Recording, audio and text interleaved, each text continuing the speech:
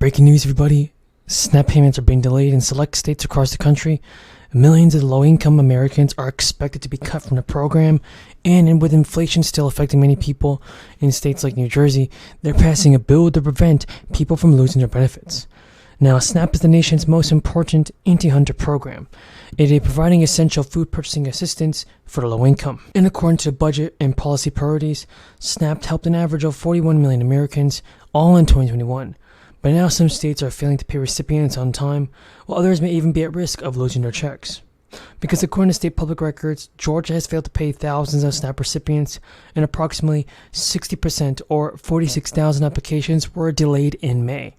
On the Facebook page from the state, it says the Department of Human Services, which oversees the program, is that one SNAP recipient said they applied to renew benefits nearly 2 months ago, and they haven't received any benefits since March. Obviously, there is a problem with this. Applications for SNAP benefits are supposed to be processed within a month, and even a spokesperson from the department said that they are currently working on this as quickly as possible.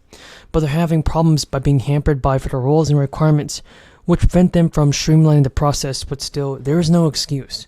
People need their money. SNAP recipients nationwide are at risk of losing their benefits by 2025 under the bill. Joe Biden has signed a bill into law to suspend the debt limit, but also change the work requirements for older adults.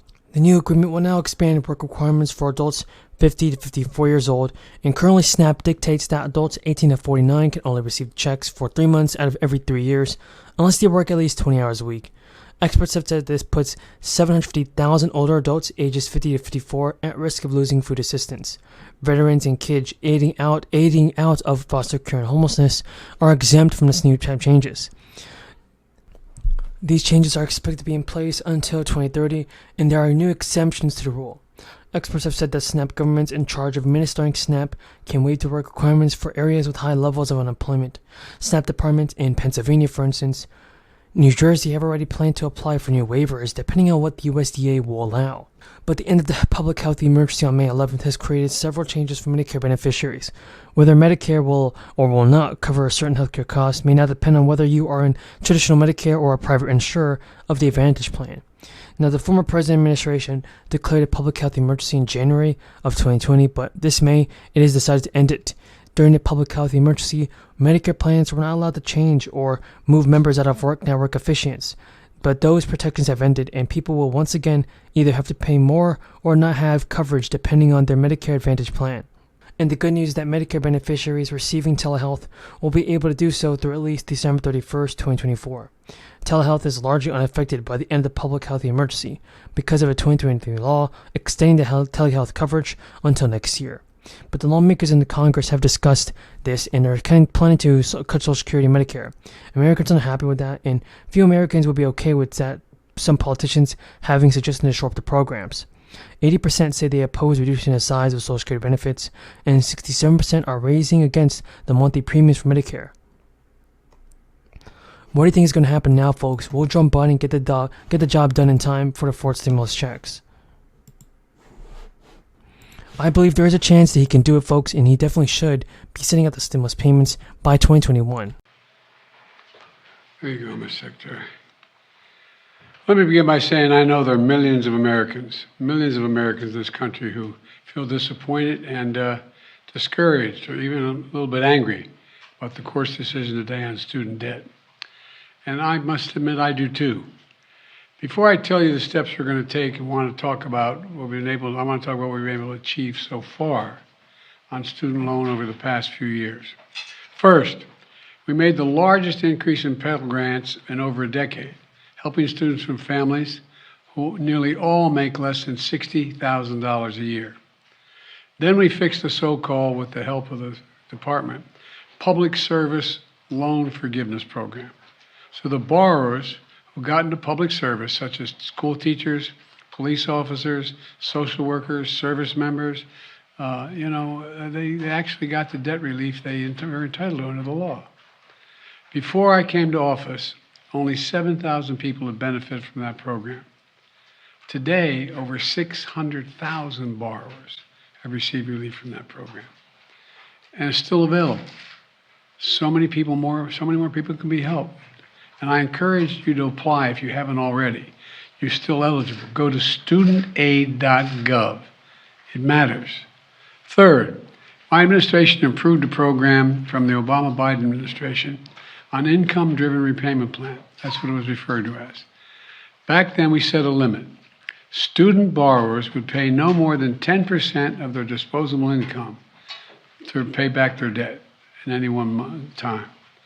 My administration is going to reduce that. An extra $200 a month would reflect a 12% increase to this amount, and currently Social Security taxes are paid only on the first $147,000 of earnings. DeFazio and Sanders want to change this.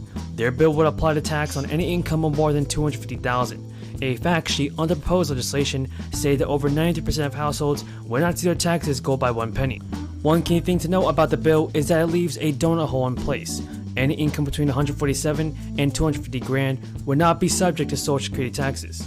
Also, everybody, Social Security taxes are currently only applied to income earned from working.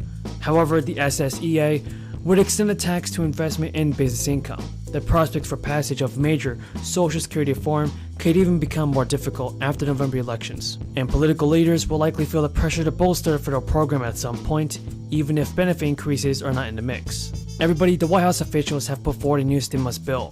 This would include sending out at least $350 stimulus checks to eligible people. Governor Gavin Newsom and the state legislative leaders have confirmed that most people in California would receive stimulus checks ranging from $200 to $350 per person under a budget deal.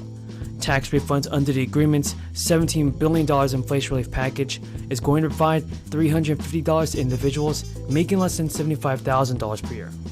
And couples making less than $150,000 who file their taxes together will receive $700. Now, if families in those categories have at least one dependent, the deal calls for them to also receive another $350. That means families could receive up to $1,000 together. The agreement would also provide checks, although in smaller amounts, to many people who make more money. The smallest payments are designated for individuals making up to $250,000 who would get $200. Couples filing jointly who make less than $500,000 will receive $400. Under the plan, the state would send people the money through direct deposits and debit cards beginning in October. A spokesperson for the state's Department of Finance has said that the state's franchise tax board estimates all the money will be sent out by early next year. The state budget deal must be passed by the legislature and signed by Newsom to become law, but a statement from leaders and the Senate president said that a sign-on deal would indicate that it will happen.